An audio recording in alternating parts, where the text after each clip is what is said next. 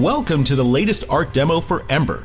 This is a big one for us. We've created and finished all the creatures needed for the playable mockup. There are 7 next-gen models here, made with the latest techniques. We use PBR shading for realistic metals and plastics, and nearly all the textures you see here are procedurally generated, not hand-painted or photographed, and everything is tweakable in code. That allows us for quick iteration over the colors and textures of the different materials you see here. We also have procedurally generated animations and effects for things like the Tsihu tentacles and the beast spines. These procedural anims are going to be great for reacting to players' actions and to set the moods of the creatures in real time. So, now that we have all the creatures and players we need for the mockup, we're going to be putting a lot of work into animation. We've purchased a mocap suit and have started to record the base animations that our animators will tweak for final results.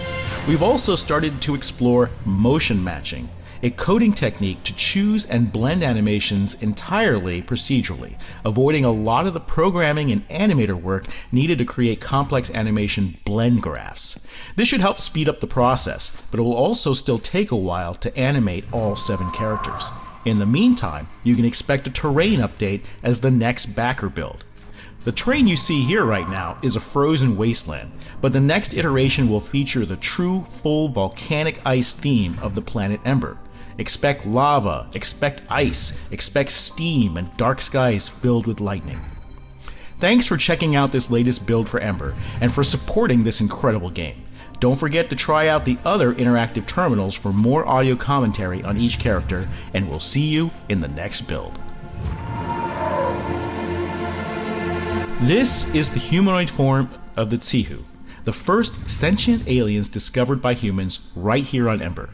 Going by the nickname Shifters, they are able to morph into a beast form that is ruthless in melee. In their humanoid form, they employ a variety of ranged weapons. One kind of Tsihu is armed with a grappling hook that can snare jump jetting or gliding omni-frames out of the air and hurl them to the ground. Now, we have a prototype working of this effect and is uploaded to our YouTube channel.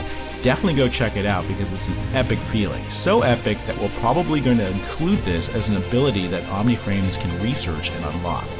Now, nobody knows who the Tsihu really are. They appear through rifts and appear to be attracted by human activity on this once barren world. They are growing in number and seem to be summoning ever larger creatures to fight by their side. Energy readings from the rifts seem to indicate temporal distortion, making it possible that the shifters are actually sliding from the past into the present. Now, the tentacles on the back of the Tsihu are responsive. They change color and become more agitated in combat or when taking damage.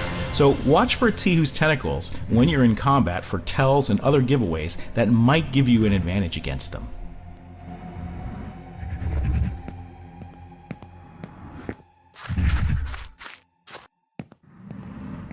This is the Tsihu beast form. There is no other name for the form that the Tsihu take when enraged or driven by bloodlust. They lose all control and turn into a frenzied, bladed whirlwind capable of ripping omni-frames to pieces.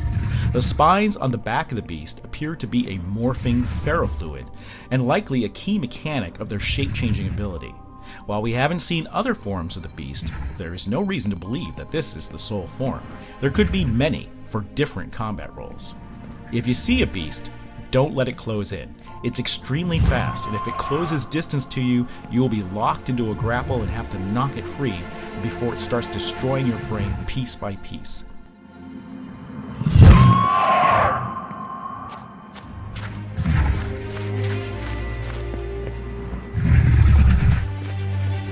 As a Category 1 kaiju, this is one of the smaller boss monsters you will find in Em-8ER. That said, you can see he's pretty big here. The Tsihu use kaiju as their war machines. Instead of tanks and aircraft, the Tsihu have captured, enslaved, and teched up giant creatures to serve as their siege weapons. This kaiju has a double maw, a smaller one on his face and a larger toothy one on his back. The tongue itself is also a weapon that can whip and smash into opponents. What you don't see here yet are the tech upgrades that Tsihu typically implant on their kaiju. These include shield generators and even weaponry that the kaiju will be able to use against players. Taking down a kaiju first means using your boosters to get high enough to target and destroy the shield generators on the back of these beasts. Once the shields are down, you can go for the other technology on the back, or the kaiju itself. Now, this category of kaiju is often encountered as the boss that will attack your thumper when mining. Your thumper will stop mining and start to fight this creature, but without your help, the mining mech won't be able to defeat the kaiju on its own. There are much larger kaiju planned, including ones that can wreck entire buildings. Expect to have some pretty dramatic base encounters during invasions.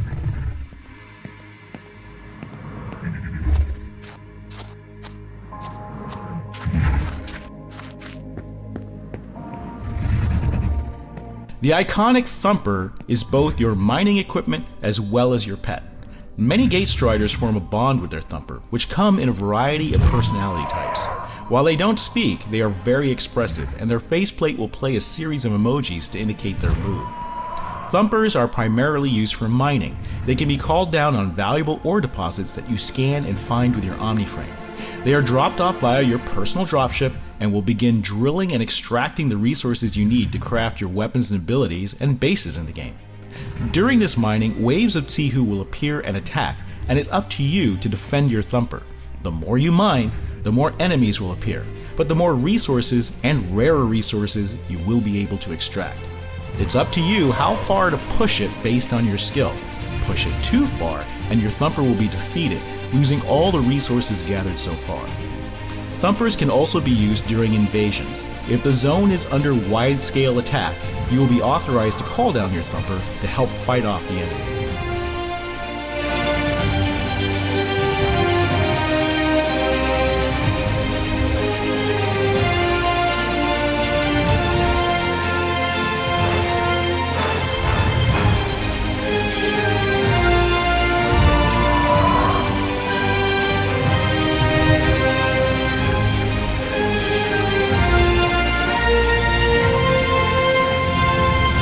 This is the very first version of the Omniframe we built. Unfortunately, after we finished, we realized the results didn't inspire the original concept as much as we hoped. We also got a lot of backer feedback about the narrowness of the spine and some other issues that didn't really jive with people. So, we decided to go back to the drawing board. It was a huge redo, but I think now that you can see both the Mark I frame and the Mark II frame side by side, that we've made the right choice. The Mark I still has its charm, and will probably still appear in some areas of the game as a prop. Omniframes, of course, are the heart of the game, but we do plan to offer more vehicles after launch, including tanks and aircraft. We want this to feel like a complete war against the Tsihu and their marauding kaiju.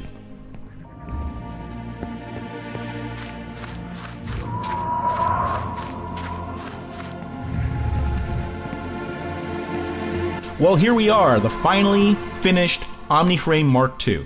This is easily the most complex model in the game, both from a modeling and technical standpoint. There are many complex parts in this frame, and its exposed pilot means double the animation work when we go to animate him.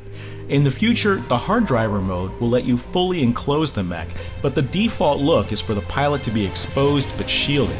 This is to give the mechs a more personal touch, and to let you identify more with the pilot rather than feeling like a robot running around. There are three basic frame types: the light, medium, and heavy Omniframe. You're looking at the medium frame.